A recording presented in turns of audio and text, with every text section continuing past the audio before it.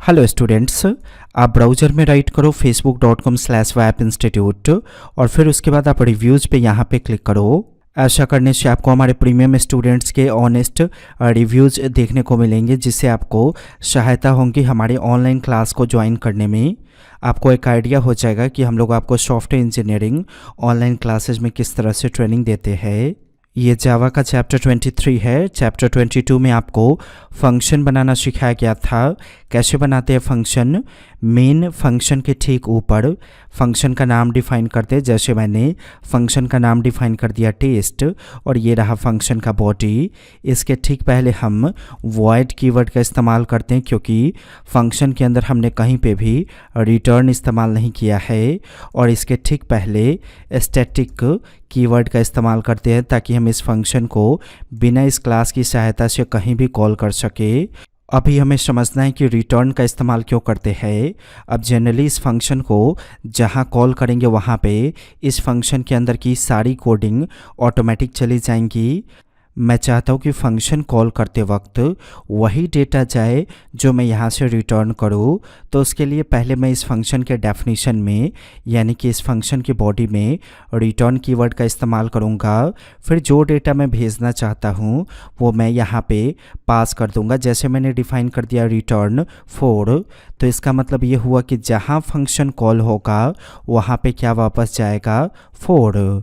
अगर मैं यहाँ राइट कर दूँ 41, तो इसका मतलब हो गया कि टेस्ट जहाँ पे कॉल होगा वहाँ पे क्या जाएगा, 41। ओके। अब जब भी हम फंक्शन की बॉडी में रिटर्न कीवर्ड का इस्तेमाल करेंगे तो यहाँ जो डेटा होगा उसके हिसाब से यहाँ पे डेटा टाइप डिफाइन करेंगे। पहले वॉइड देते थे, क्योंकि अगर रिटर्न नहीं इस्तेमाल कर रहे हैं तो डिफ़ॉल्ट डेटा टाइप यहाँ वॉइड आता था। लेकिन अगर यहाँ से हम इंटीजर डेटा भेज रहे हैं तो रिटर्न टाइप क्या होगा, इंट। समझ में आया। अब अगर मैं यहाँ पे फंक्शन को कॉल करूँ तो इंटरनली यहाँ पे क्या आएगा, 4, क्योंकि इस फंक्शन की कोडिंग जहाँ है वहाँ पे हम रिटर्न कीवर्ड का इस्तेमाल कर रहे हैं। अगर आपको टेस्टिंग करना है तो वेरिएबल क्रिएट कर लीजिए x के नाम से। डेटा टाइप होगा इंट, क्योंकि यहाँ पे क्या आने वाला है, इंटीजर नंबर। अब इसके बाद x को प्रिंट करके देखिए। मैंने सिस्टम के अंदर से आउट प्रॉपर्टी को एक्सेस किया। मैं यहाँ पे पास करता हूँ प्रिंट ln, यहाँ डिफाइन कर देता हूँ x। ज़रा कंपाइल कीजिए प्रोग्राम को। मैंने डिफाइन कर दिया test.java। कंपाइल हो गया।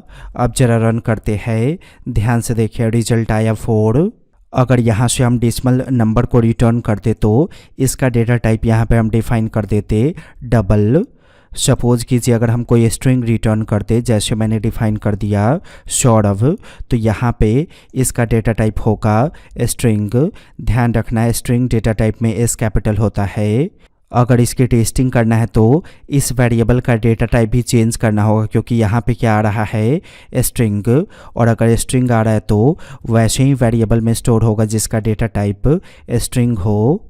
ज़रा इसकी टेस्टिंग कर लेते हैं। ये देखिए सौरभ प्रिंट हो गया। सेम उसी प्रकार से अगर कोई कैरेक्टर रिटर्न करते, कैरेक्टर का मतलब क्या होता है, सिंगल लेटर। जैसे मैंने डिफाइन कर दिया एस, तो इसका डेटा टाइप डिफाइन कर देंगे कैड। और ये जिस वेरिएबल में रिसीव होगा उस वेरिएबल का भी डेटा टाइप होगा कैड। टेस्टिंग करते हैं। ये देखिए एस प्रिंट हो गया। तो इस तरह से हम रिटर्न कीवर्ड का इस्तेमाल करते हैं। अगर रिटर्न कीवर्ड फंक्शन में नहीं होगा तो यहाँ डिफाइन कर देंगे वॉइड। हमारी वेबसाइट पे जाकर सॉफ्टवेयर इंजीनियरिंग पे क्लिक कीजिए, क्योंकि अगर ये कोर्स आप ज्वाइन करते हो तो इसमें आपको सॉफ्टवेयर वेबसाइट एप्लीकेशन की ट्रेनिंग, यानी कि वो सब चीज़ें कैसे बनती है, ये चीज़ आपको स्टेप बाय स्टेप सिखाई जाएंगी। वीडियो में परफेक्शन लगा हो तो वीडियो को लाइक करें, चैनल को सब्सक्राइब करके बेल आइकन को हिट कर दीजिए। वैप इंस्टीट्यूट की वीडियो को देखने के लिए आपका बहुत बहुत धन्यवाद।